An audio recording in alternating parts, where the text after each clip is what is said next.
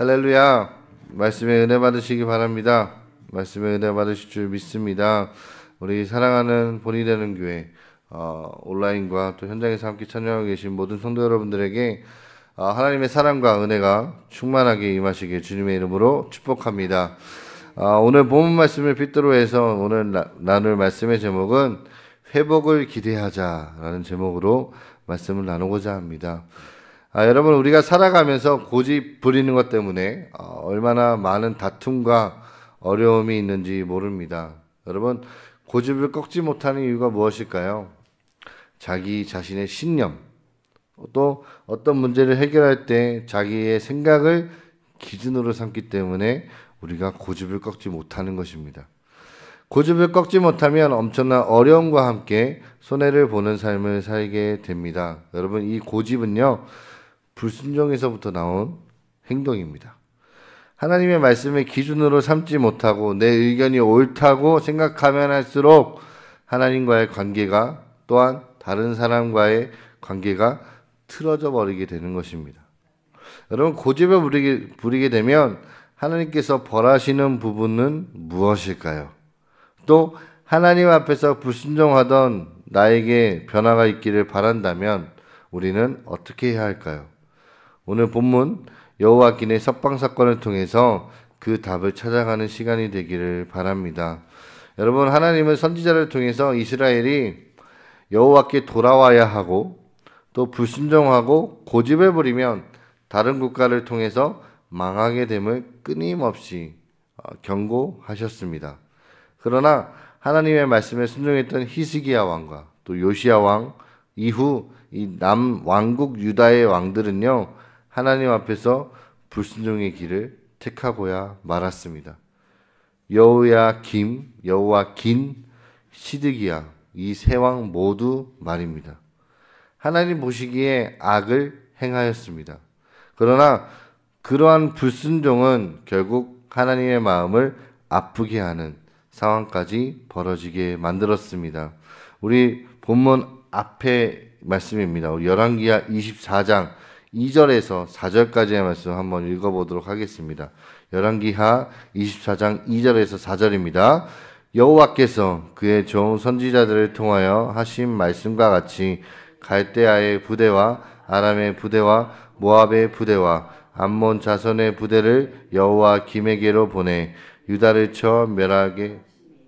이 일이 유다에 임함은 곧 여호와의 말씀대로 그들을 자기 앞에서 물리치고자 하심이니 이는 므낫세의 지은 모든 죄 때문이며 또 그가 무죄한 자의 피를 흘려 그의 피가 예루살렘에 가득하게 하였음이라.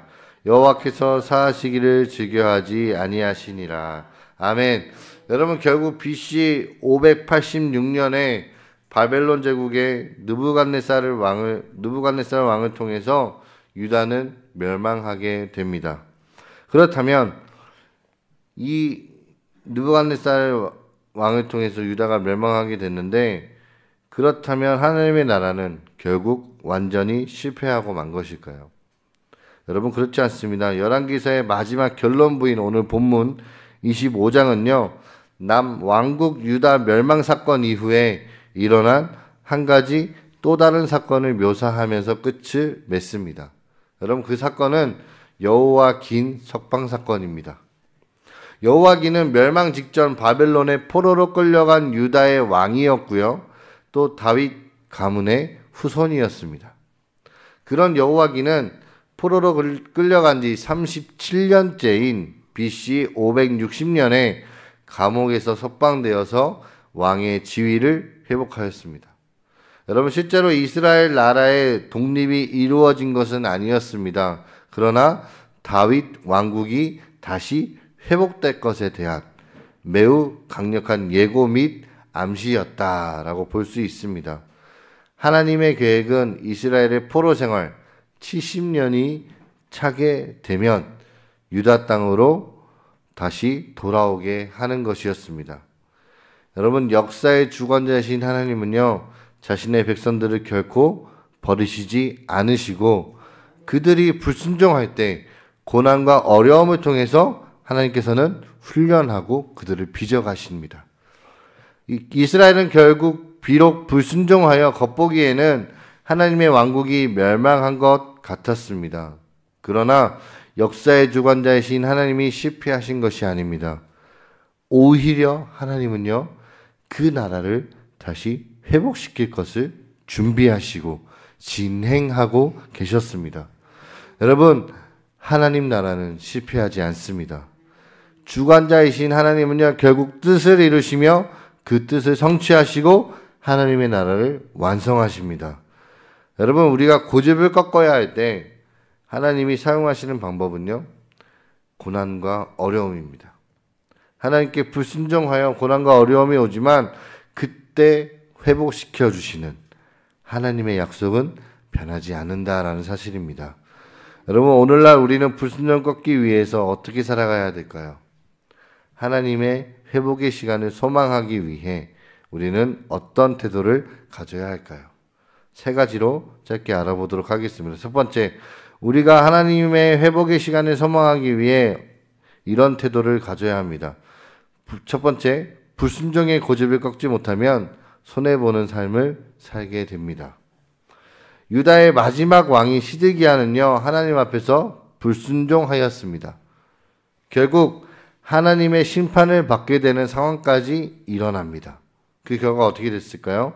엄청난 고난과 어려움으로 찾아왔습니다. 우리 한번 볼까요? 오늘 본문 6절과 7절입니다. 6절과 7절 함께 있습니다. 그들이 왕을 사로잡아 그들을 림나에 있는 바벨론 왕에게로 끌고 가매 그들이 그를 신문하니라.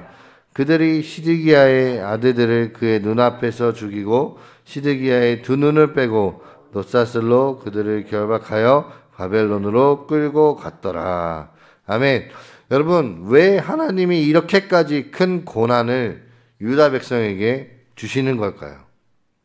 여러분, 하나님의 회초리인 것입니다. 어린아이가 먹으면 안 되는 그 독극물이 있다고 여러분 생각해 볼까요? 부모님은 그 아이에게 그걸 먹지 말라고 하는데도 고집을 부리면서 그 독극물을 먹겠다고 한다면 어떻게 될까요? 말로 타일러도 권유해도 다른 사람을 통해 이야기를 해도 고집을 부리면 결국 그 부모도 그 아이를 혼낼 수밖에 없습니다. 사랑하지 않아서 혼내는 것일까요? 아닙니다. 사랑하기 때문에 그러는 것입니다. 여러분, 불순종의 고집을 꺾지 못하면요, 이 아이가 죽거나 어려움이 생기는데 부모가 그것을 방관하고 가만히 있는 게 더 이상한 게 아닐까요? 그런 의미에서 고난은요, 하나님이 그 사람의 고집을 꺾게 하는 아주 유용한 방법인 것입니다. 여러분, 히브리서 12장 5절과 6절 말씀 한번 읽어볼까요? 히브리서 12장 5절과 6절입니다. 또 아들들에게 권하는 것 같이 너희에게 권하시는 말씀도 잊었도다. 이렇으되 내 아들아, 주의 징계를 하심을 경히 여기지 말며 그에게 꾸지람을 받을 때 낙심하지 말라. 주께서 그 사랑하시는 자를 징계하시고 그가 받아들이시는 아들마다 채찍질하심이라 하였으니. 아멘. 여러분, 나에게 어떤 어려움이 오면 내가 하나님께 불순종하여 고집 부리는 것이 있음을 우리는 바로 깨달아야 합니다. 여러분, 사랑하는 우리 본인에게 성도 여러분, 하나님의 마음을 아시길 바랍니다. 내 불순종의 고집을 꺾고 손해가 아닌 회복의 삶을 사는 우리 모두가 되기를 소망합니다. 두 번째, 우리가 가져야 할 태도는 두 번째, 하나님께서 회복해 주실 것을 우리는 기대해야 합니다. 오늘 본문 27절에서 30절 말씀 한 번 더 읽어보도록 하겠습니다. 27절과 30절입니다. 유다의 왕 여호와의 긴이 사로잡혀 간지 37년 곧 바벨론의 왕 에월무로닥이 즉위한 원년 12월 그달 27일에 유다의 왕 여호와 긴을 옥에서 내놓아 그 머리를 들게 하고 그에게 좋게 말하고 그의 지위를 바벨론에 그와 함께 있는 모든 왕의 지위보다 높이고 그 죄수의 의복을 벗게 하고 그의 일평생에 항상 왕의 앞에서 양식을 먹게 하였고 그가 쓸 것은 날마다 왕에게서 받는 양이 있어서 종신토록 끊이지 아니하였더라. 아멘.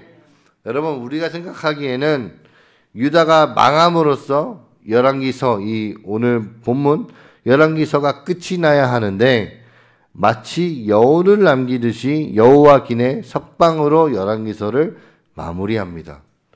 여러분, 하나님은 이것을 통하여 무엇을 말씀하고 싶으신 것일까요? 예레미야 선지자의 말씀을 읽어보면 하나님의 마음을 우리는 알 수가 있습니다. 우리 예레미야 30장 3절 말씀 먼저 읽겠습니다. 예레미야 30장 3절입니다. 여호와의 말씀이니라. 보라, 내가 내 백성 이스라엘과 유다의 포로를 돌아가게 할 날이 오리니 내가 그들을 그 조상에게 준 땅으로 돌아오게 할 것이니 그들이 그 땅을 차지하리라. 여호와께서 말씀하시니라. 아멘. 우리 그리고 또 하나 보겠습니다. 예레미야 29장 11절입니다. 예레미야 29장 11절. 여호와의 말씀이니라. 재앙이 아니니라. 너희에게 미래와 희망을 주는 것이니라. 아멘. 여러분, 여호와의 기내 석방과 그 후에 바벨론 왕으로부터 대접을 받는 것에 대해 그 당시 백성들은 어떻게 이해를 했을까요? 이렇게 이해했지 않았을까요? 하나님은 실패하시는 분이 아니야. 하나님은 우리에게 소망을 주시는 분이 맞아. 왜? 우리가 불순종했기 때문에. 하나님은 우리를 끝까지 사랑하시는 거야. 여러분, 이런 마음을 품지 않았을까요? 여러분, 절망의 끝자락에서 희망을 발견하시기를 바랍니다. 내가 당한 상황과 현실을 탓하는 게 아니라 더욱 하나님의 말씀을 듣고 여러분 순종하시길 바랍니다. 그럴 때 신실하신 하나님께서 약속하신 대로 모든 것을 회복시키십니다. 마지막 세 번째, 우리는 어떤 태도를 가져야 될까요? 회복을 위해 우리는 소망의 말을 해야 합니다. 여러분, 하나님은 약속을 기억하시고 하나님 나라의 회복을 준비하는 분이십니다. 하나님 나라는 여러분 다시 한번 말씀드리지만 실패하지 않습니다. 하나님은 약속을 반드시 지키는 분이십니다. 우리 하박국 2장 3절 말씀 함께 읽겠습니다. 하박국서 2장 3절입니다. 이 묵시는 정한 때가 있나니 그 종말이 속히 이르겠고 결코 거짓되지 아니하리라. 비록 더딜지라도 기다리라. 지체되지 않고 반드시 응하리라. 아멘. 여러분, 회복의 시간은 반드시 옵니다.